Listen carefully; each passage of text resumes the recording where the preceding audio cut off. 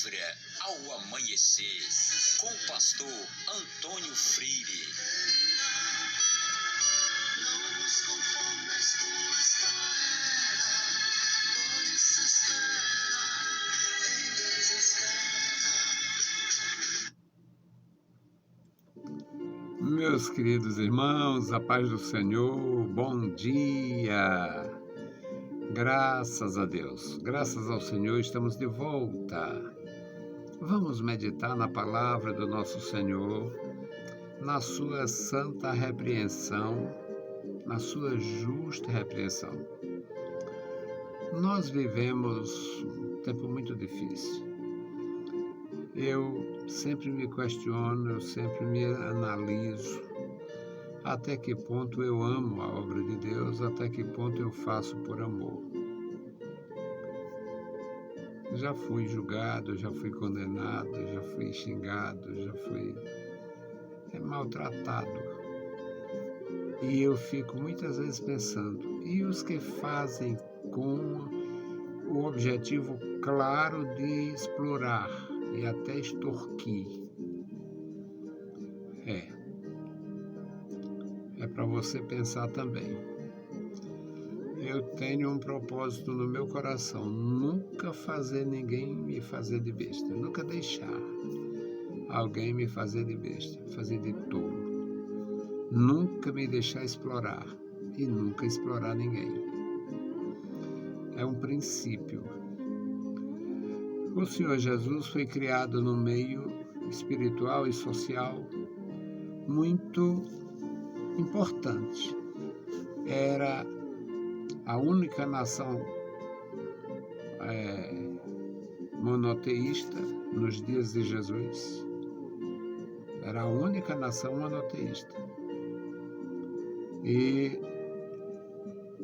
apesar do sistema estar estragado, corrompido, havia um zelo, até certo ponto, de uma grande parte da sociedade.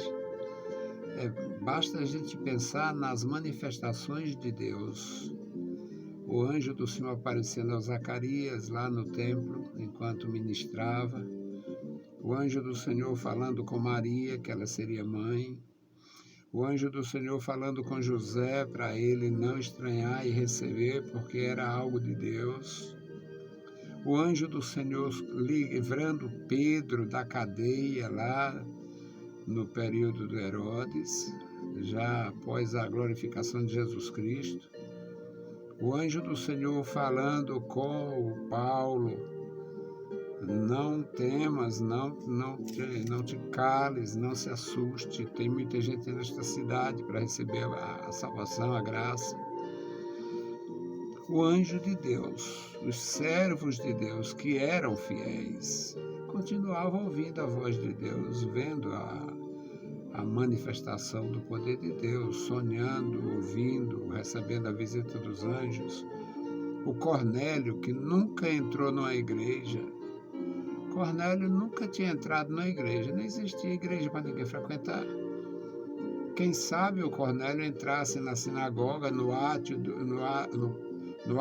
dos gentios. A sinagoga tinha um lugar reservado para os gentios, um lugar reservado para as mulheres, porque do ponto de vista farisaico ninguém era digno de entrar ali naquele recinto, a não ser eles próprios.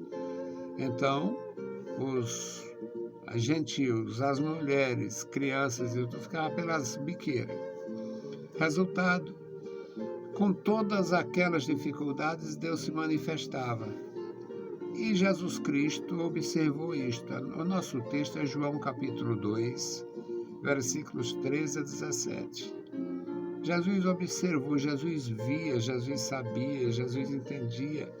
Jesus tinha, além da graça na sua vida, ele tinha conhecimento do ser humano.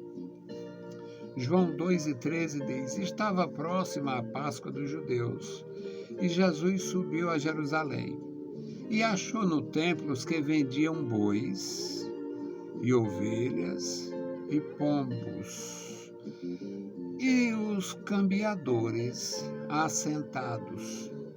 E tendo feito um azorrague de cordéis, lançou todos fora do templo, também os bois e ovelhas, e espalhou o dinheiro dos cambiadores e derribou as mesas. E disse aos que vendiam pombos: tirai daqui estes, e não façais da casa de meu pai casa de venda. E os seus discípulos lembraram-se do que está escrito: o zelo da tua casa me devorou. O Senhor Jesus, muitas vezes eu gosto de analisar e contextualizar. O Senhor Jesus, se estivesse sujeito às leis brasileiras, agora está tudo por conta do diabo e do Supremo, a gente não sabe como é que vai. Mas quando as leis do Brasil estavam valendo de fato, tudo dentro da normalidade e da legalidade, existia um recurso, um princípio legal que qualificava determinada perturbação no culto de alguém como vilipêndio. E no caso de Jesus interromper aquele sistema, se fosse o caso de ele estar sujeito à lei do Brasil, ele seria condenado por vilipêndio. Uma lei que existia, que existe, está pisada, machucada por aí. Mas existe a lei do vilipêndio, quando alguém prejudica o culto, a tranquilidade do outro no seu culto. Que neste caso do Brasil, se fosse levado a sério, ninguém poderia perturbar um trabalho de umbanda, ninguém poderia perturbar uma sessão espírita, ninguém podia perturbar uma missa, mesmo que fosse no lugar mais impróprio possível em termos de comodidade, em termos... porque tem pessoas religiosas nas comunidades, nas favelas. Aí o sujeito é religioso, tem lá a sua casa de santo, de ídolos, junto à boca de fumo. Ele tem o direito de pedir a presença do sacerdote, fazer uma missa e tal. Não podia ser molestado diante da lei. No caso dos judeus, não tinha uma lei específica, porque era uma nação monoteísta que tinha fundamentos principais com base na lei de Moisés. Os fundamentos principais do judaísmo eram da lei de Moisés, ou são da lei de Moisés. Portanto, não teria necessidade de uma lei complementar, de um negócio para isso, para aquilo. Mas o Senhor Jesus foi participar da festa dos judeus, a festa da Páscoa, que, como era costume, ele era um judeu na plenitude da palavra. Ele participava de tudo da sinagoga e do templo, o Senhor Jesus. E ele foi para Jerusalém, para essa festa. Quando chegou, ele ficou desapontado, porque tinha ali um espaço para vender bois. Os ricos compravam novilhos para oferecer. Quem tinha dinheiro, queria às vezes também aparecer como uma pessoa bem-sucedida, comprava novilho e oferecia um novilho pelo pecado, portanto, um holocausto de novilho, e um novilho para, dependendo também da quantidade de pessoas que pudesse estar com esta família, com este indivíduo, um novilho para sacrifício pacífico, para comer ali festivamente. Era assim que se servia naquela época. Um animal para o holocausto, corrigindo, reparando os pecados cometidos, e um animal para ser consumido numa festa, numa refeição sacrificial, pela satisfação de estar em comunhão com Deus. Então tinha um lugar para bois, aqui o versículo 14. tinha um lugar, tinha os que vendiam bois, tinha os que vendiam animais de menor porte, de pequeno porte, as ovelhas e bodes. Aqui só aparecem ovelhas, mas os bodes também eram utilizados, ovelhas e cabras, bodes e carneiros. E tinha para os demais, a classe C e D, tinha pombos. Era um sacrifício barato, não interessava muito a sacerdote. Claro, não interessa atender pobre, ainda hoje é assim, sempre foi. Pobre é uma escória. Então, o resultado, não tinha muito interesse nisto, mas era muito movimentado, porque a maioria era pobre e vinha de longe, portanto, já vinha com grandes gastos, e quando chegava ali, justificava adquirir pombos e fazer o sacrifício simples. Jesus viu isto tudo e ainda tinha as mesas dos cambiadores. Era ali uma forma de trocar moedas. Trocava a moeda da Grécia pela moeda de Israel, a moeda de Roma estava em vigor em todo canto, o denário. Agora, o dracma, que era dos gregos, e outras moedas de outras nações onde havia judeu, levavam para lá, eles faziam a conversão, também explorando, e fazia ali a troca, o câmbio dessas moedas universais pela moeda local. E havia exploração, injustiça contra o estrangeiro que não manjava, que não tinha informação, e os caras metiam a faca. Então o Senhor Jesus repreendeu eles. Ele fez um azorrague, um chicote de cordas. Ele fez uma espécie de chicote de cordas e ameaçou. Ele não bateu em ninguém, mas ameaçou. Tirai daqui este esgarajal de pombos e não faças da casa de meu pai um comércio, uma casa de vendas. Outro evangelista diz covil.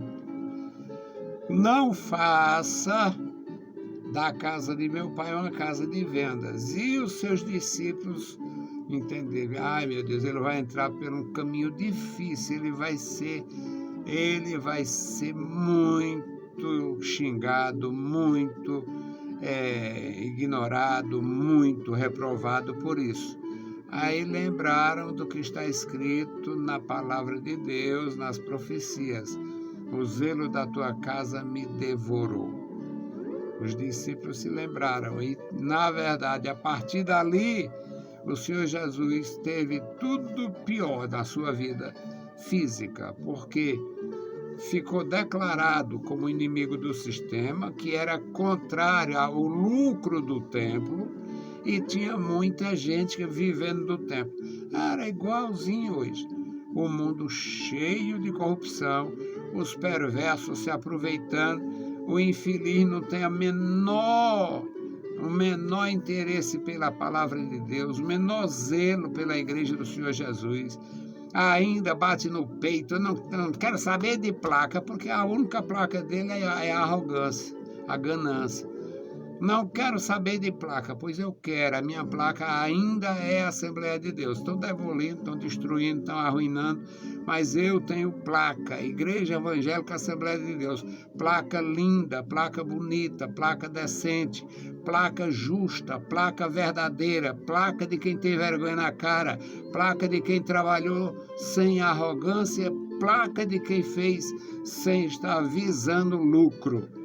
A maioria trabalhou com muita graça e eu sou feliz porque tenho 55 anos a completar dentro da igreja, fazendo e vendo fazer. Então, essa geração de arrogantes empregados de igreja que vive explorando e perturbando, não tem a menor razão de ser. Se Jesus estivesse aqui, ia sofrer também. Então, meus irmãos queridos, é esta palavra. Vamos seguir com zelo o Senhor, a sua palavra. Continuemos com firmeza de propósito, andando com Deus e sendo zelosos da sua casa. Hoje nós vamos fazer a nossa oração pelo nosso amado irmão Elias Felipe. Congregou muitos anos conosco, hoje não congrega mais, mas continua firme na rocha, com a irmã Eunice e a família, parte da família servindo a Deus. Bendito Deus, Pai querido, Senhor da glória, nós estamos em Tua presença.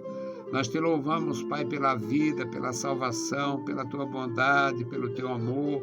Pedimos, meu Senhor, a Tua bênção sobre a igreja. Estenda as Tuas mãos sobre os meus irmãos, sobre a Tua igreja, os Teus ministros, Pai, cada um que tem amor pela Tua obra, que é zeloso, que tem, meu Senhor, tem interesse de ver a Tua obra crescendo, desenvolvendo com harmonia e com dedicação. Amado Pai, Deus Todo-Poderoso, guarda cada vida. O irmão Elias, a irmã Eunice, abençoa. Guarda, meu Senhor, a família, toma em Tuas santas mãos cada membro, dando, meu Pai, o que eles necessitam de Ti. Guarda, Senhor, os Teus servos, dando vigor e graça. Em nome de Jesus, nós Te pedimos. Amém.